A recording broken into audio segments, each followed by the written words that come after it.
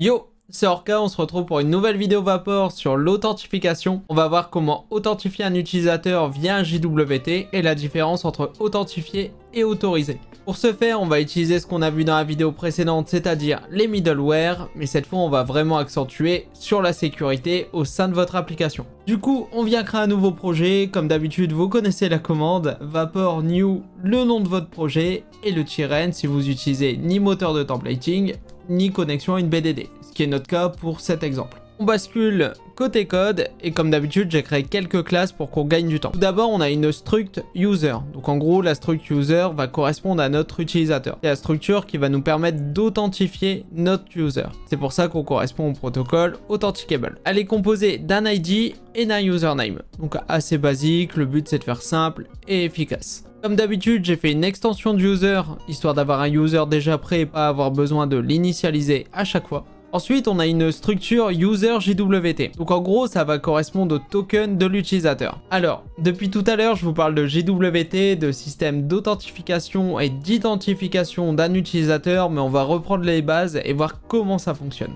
L'authentification, ça permet d'identifier un user et de s'assurer qu'il a bien le droit d'accéder à certaines ressources. Par exemple, une page admin sur votre site web, on doit bien s'assurer que l'utilisateur connecté est un admin. Et pour ce faire, il existe plusieurs méthodes pour authentifier un utilisateur. Donc par exemple, on peut utiliser les sessions. Les sessions, comment ça fonctionne? Côté serveur, vous stockez un ID. Côté client, vous stockez un cookie de session et comme ça à chaque nouvelle page, le serveur peut identifier l'utilisateur et il s'assure qu'il est toujours connecté. Une autre méthode qui existe, c'est l'OAuth2. Donc par exemple, l'OAuth2, c'est utilisé quand un tiers intervient au niveau de la connexion. Par exemple, vous souhaitez accéder à un site web, mais non pas en utilisant un compte que vous avez créé sur ce site, mais en utilisant par exemple votre compte Apple. Apple est donc le tiers qui va intervenir dans cette connexion et c'est lui qui va fournir le token au site web. Petite précision, le tiers peut aussi vous appartenir, c'est-à-dire que vous avez votre application et votre serveur de login qui sont décorrélés. Ça permet vraiment de séparer les couches si par exemple vous fonctionnez en microservice. Et aussi, on a le JWT, donc le JSON Web Token, c'est la méthode qu'on va mettre en place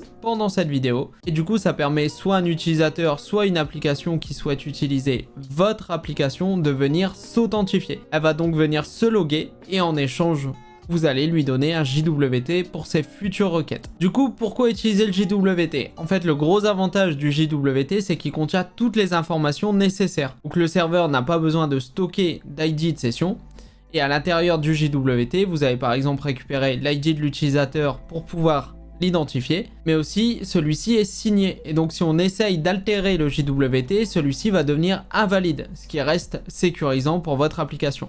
Maintenant que vous avez toutes les informations et que vous y voyez un petit peu plus clair, on va basculer côté code pour voir comment mettre en place toute cette partie. On reprend au niveau de user JWT, maintenant qu'on a plus d'informations, on voit qu'on a une variable sub. La variable sub, globalement, c'est l'ID de l'utilisateur. C'est simplement qu'on l'appelle sub par convention. Ensuite, on a une méthode verify. Cette méthode est une vérification supplémentaire. On verra au niveau du middleware de comment on vient vérifier le token. Là, c'est simplement si vous souhaitez rajouter des vérifications, vous les mettez à cet endroit-là. Ensuite, on a fait une extension de classe pour venir générer un token pour un utilisateur donné. Donc bien sûr, la clé de hachage, vous la mettez dans votre .env et pas dans votre code. On est dans un code de démo, c'est simplement pour ça que je l'ai mis ici. Ensuite, on vient créer le payload du JWT. Globalement, c'est le body. C'est vraiment les informations que vous allez utiliser. Donc dans notre cas, on vient stocker l'ID de l'utilisateur. Et vous pouvez très bien imaginer rajouter un rôle ou un username, parce que dans votre cas, vous en avez besoin. Derrière, on génère le JWT, donc en venant le signer, bien sûr, et on le retourne. Côté DTO, on a simplement une structure token DTO qui va renvoyer un JWT sous forme de string. Donc c'est pour l'exposer côté API. Et côté contrôleur, on a une seule route, la route de logging, qui va nous renvoyer un token en étant connecté en tant que Orca, donc l'utilisateur qu'on a mis en statique juste avant. Du coup, pour tester notre route, comme d'habitude, j'ai fait une collection sur Bruno. Vous commencez à connaître l'outil maintenant. Donc la base est définie au niveau de l'environnement. On appelle /logging et derrière, on récupère bien notre JWT. Donc ici, c'est bien notre JWT qu'on a et qu'on va devoir appeler pour toutes les requêtes qui nécessitent une authentification. Maintenant qu'on peut récupérer un token, le but ça va être de sécuriser des routes, et pour sécuriser des routes, on revient au principe de la vidéo précédente, les middleware. Comment on va faire? Donc soit vous utilisez un async middleware ou un async bearer middleware, globalement ça revient au même, hein. Je vous remets le lien de la vidéo en description si vous avez un doute. Et du coup, si vous utilisez ce type de middleware, vous allez devoir décoder vous-même le token à partir du header.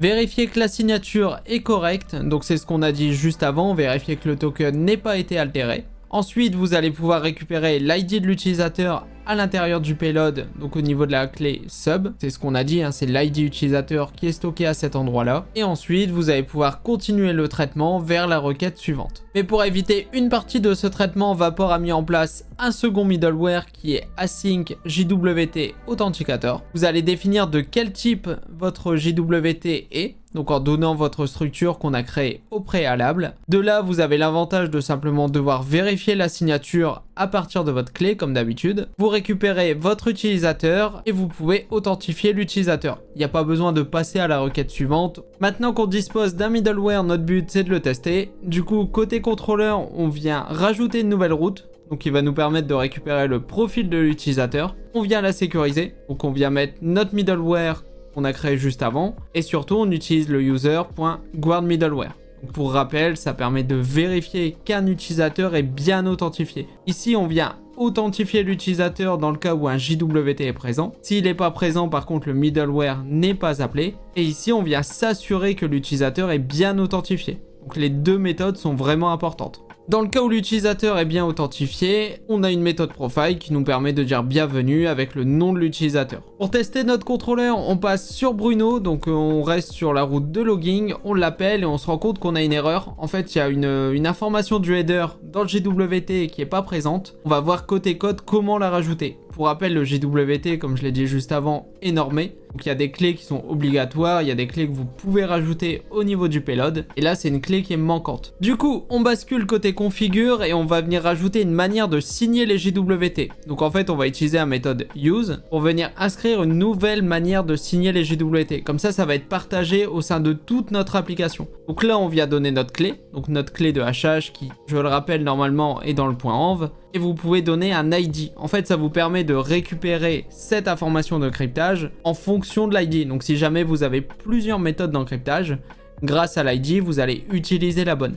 Comparé au code qui était présent juste avant, donc c'est-à-dire celui-ci, là on redéfinissait une manière de signer en reprécisant l'encryptage ainsi que la clé. Et donc maintenant on passe bien par l'application et donc ce qu'on a défini au niveau de configure. On repasse côté Bruno, on relance le call et là on a bien un JWT en sortie, donc il n'y a plus l'erreur. Petite astuce au niveau de Bruno, vous pouvez aller dans les variables et venir définir un access token ou tout autre nom, hein, vous mettez ce que vous voulez.